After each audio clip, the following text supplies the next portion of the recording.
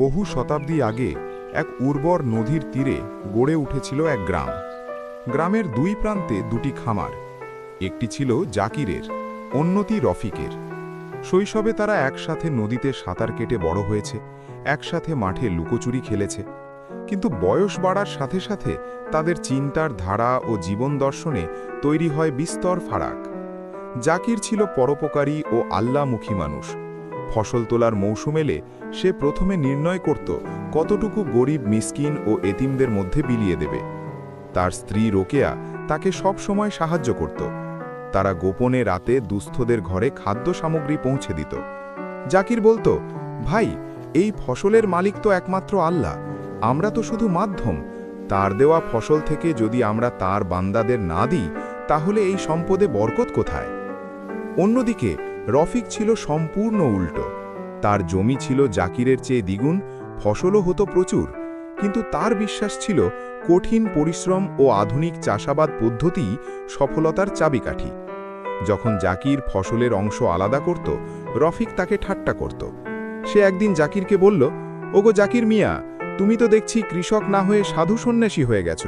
তুমি কি মনে করো তোমার এই দশমাংশ দেওয়ার কারণেই তোমার জমিতে ফসল হয়? দেখ আমার জমির ফসল, আমি কাউকে একটা ধানও দিই না, অথচ ফলন আমারই বেশি। এই পৃথিবী টিকে থাকার লড়াইয়ের জায়গা, দুর্বলেরা এখানে টিকে থাকতে পারে না। তোমার এই ধর্মকর্ম আমাকে বাঁচিয়ে রাখবে না, আমার এই হাত আর মাথাই আমার সম্পদ। জাকির হেসে জবাব দিত, বন্ধু রফিক, আমার ভরসা সেই সত্তার ওপর যিনি এই হাত ও মাথা দুটোই দিয়েছেন।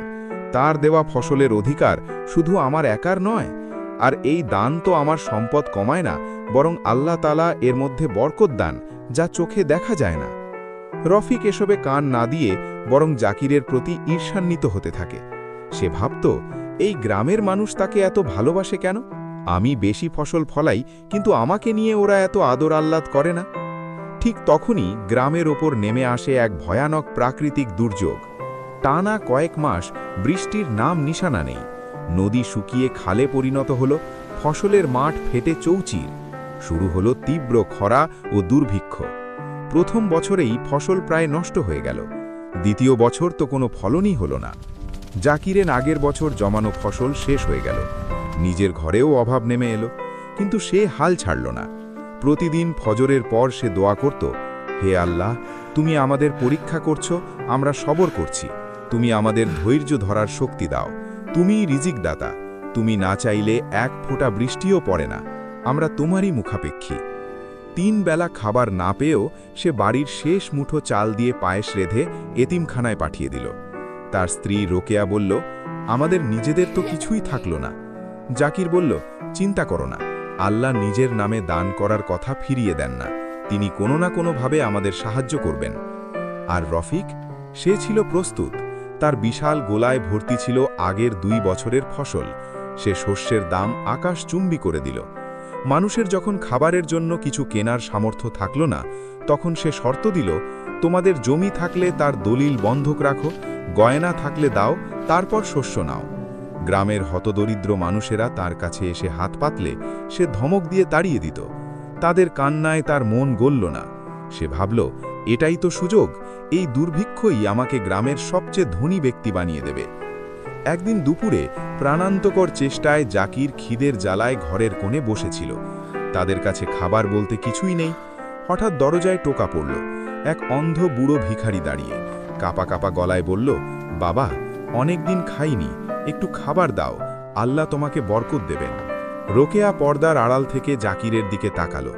জাকির বুঝতে পারল ঘরে কিছুই নেই, কিন্তু সে দাঁড়িয়ে গিয়ে বুড়োর হাত ধরে বলল, চাচা, আমার ঘরে তোমাকে দেওয়ার মতো কিছুই নেই, কিন্তু যদি চাও আমি গিয়ে নদী থেকে 1 কলসি পানি এনে দিই, তুমি হয়তো ক্লান্ত হয়েছ। জাকির কষ্ট করে হেঁটে নদীতে গেল। শুকনো নদীর তলদেশে একটু জল জমেছিল। সেই জল এনে বুড়োকে পান করালো। বুড়ো চোখের জলে ভিজে গেল। সে আকাশের দিকে হাত তুলে দোয়া করল, হে আল্লাহ, তুমি নিজেই সাক্ষী, তোমার এই বান্দা আমার এই অসহায় বুড়োর তৃষ্ণা মিটিয়েছে নিজের জীবনের শেষ শক্তি দিয়ে। তুমি তাকে দুনিয়া ও আখেলাতে এমন প্রতিদান দাও যা কল্পনার বাইরে। বুড়ো চলে গেল। সেদিন সারা রাত জাকির অস্থিরভাবে কাটাল। পরদিন সকালবেলা কি আশ্চর্য, জাকিরের শুকনো জমির মাটি ফুঁড়ে অজানা সবুজ চারা গজালো।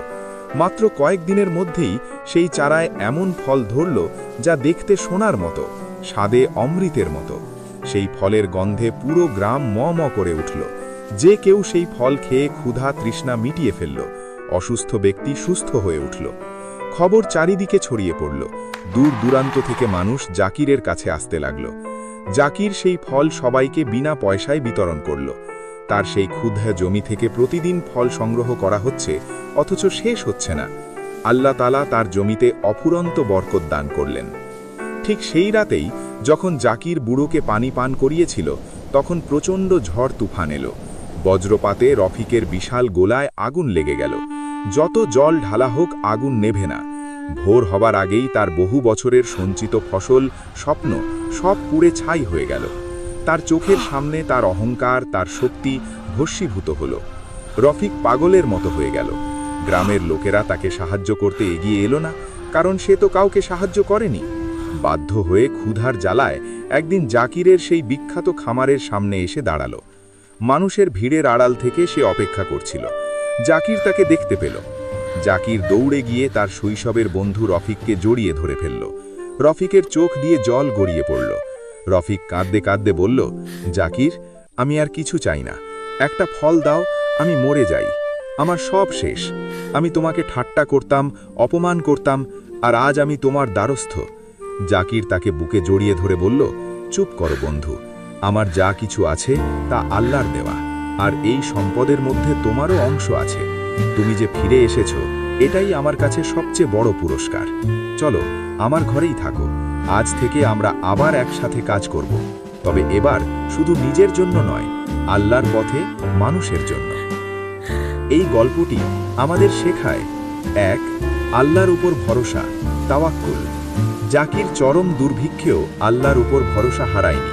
তার এই ভরসাই তাকে টিকিয়ে রেখেছিল এবং শেষ পর্যন্ত বিজয়ী করেছিল। ২. দানের বরকত। জাকির দান করত বিশ্বাসের সাথে। যখন তার কাছে কিছুই ছিল না, তখনও সে শেষ সম্বলটি ভাগ করে নিয়েছিল। এর ফলেই আল্লাহ তার জন্য রহমতের দরজা খুলে দিয়েছিলেন। দান সম্পদ কমায় না, বরং অহংকারী তার পতনের কারণ হয়েছিল। ৪. ক্ষমার মহিমা। জাকির তার পুরনো শত্রুকেও ক্ষমা করে বুকে টেনে নিয়েছিল। ক্ষমা হৃদয়কে প্রশান্ত করে এবং সম্পর্কের মধ্যে নতুন প্রাণ সঞ্চার করে। ৫. নিয়তি বদলায়। ভাগ্য কখনো কারো স্থির থাকে না। যারা আল্লাহর পথে চলে, তাদের ভাগ্য আল্লাহ নিজ হাতে বদলে দেন।